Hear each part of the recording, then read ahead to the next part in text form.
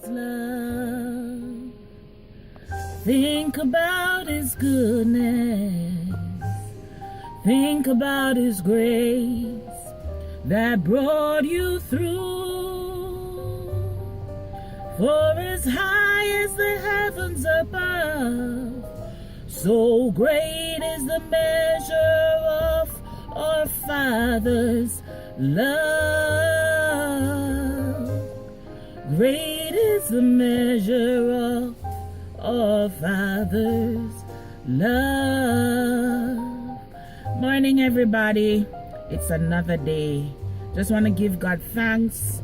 Want to give God thanks for my family, for my sister. You know, wishing you a great day. You know, God is going to be moving in your life in a way that you have not expected. He has not let you go. Continue to hold on to His promises. Continue to be a great mom.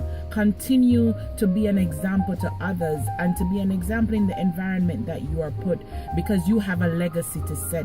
You have already set this legacy in your children, and God is watching over you and your family.